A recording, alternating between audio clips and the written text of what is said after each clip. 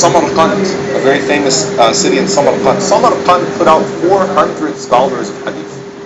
400 muhaddithun. And they sat him in front of them, and they started to ask him, listen to this question, can you imagine this? They said, name all of the narrators that narrated from Anas ibn Malik. And he named each and every single person that's ever met Anas ibn Malik and narrated a hadith from him. Name every narrator from Abu Darda. He sits there and names each and every single one of them that narrated from Abu Darda.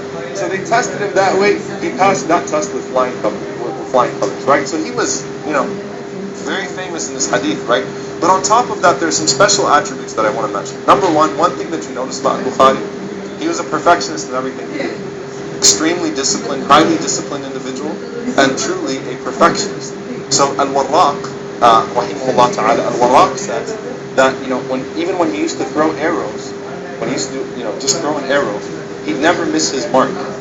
Okay? He never missed it. It would always be a bullseye. So it's like people were impressed just by how much of a perfectionist this man was. And he said one time we even went to a place, because back then they used to have like places where you could go and you could shoot arrows, you could do archery. Like a person owns a land and they would put up awtad, they would put up poles, and they put up targets and so on and so forth. So you can practice it. It's a sunnah. And this is him acting upon a sunnah. Right? He said the only reason he does it is because it's a sunnah. Because the Prophet ﷺ mentioned archery as a form of sunnah. So Imam al-Bukhari rahimahullah could ride horses, he could swim, and he could shoot arrows. So Al-Warraq says that one time we went, and al-Bukhari was just effortlessly just shooting these arrows and hitting bullseyes. And he hit the watad, he hit the pillar, and it split in half. So we looked at him like, what? Right? How did that just happen? So Al-Warraq, he says that Al-Bukhari, his concern was, we've got to find the guy that owns these, and we've got to fix it, we've got to pay it back, whatever it may be. So they say, okay, we'll go find him, we'll go find the mas'ul, we'll go find the guy who's in charge, and we'll tell him. So they go to him, and they tell him, look, we have a friend of ours that broke one of your awtad, he split one of the pillars. So he says, who was it? And they said, al-Bukhari. He said, al-Bukhari? Like, you guys are really coming to me to apologize on behalf of al-Bukhari?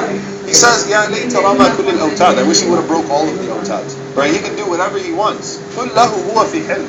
It's okay. Tell him don't worry about it. Right?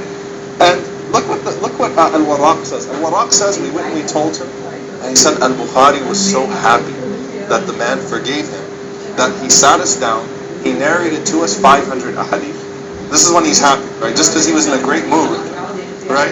He sat them down, narrated 500. Now that was a gift to them, because usually a session of hadith with al-Bukhari is 50, 60 ahadith. So this time he sat them down, he gave them 500 ahadith, and he gave away 300 dirhams in sadaqah. And Al-Warraq said, we used to wish that he broke a pillar every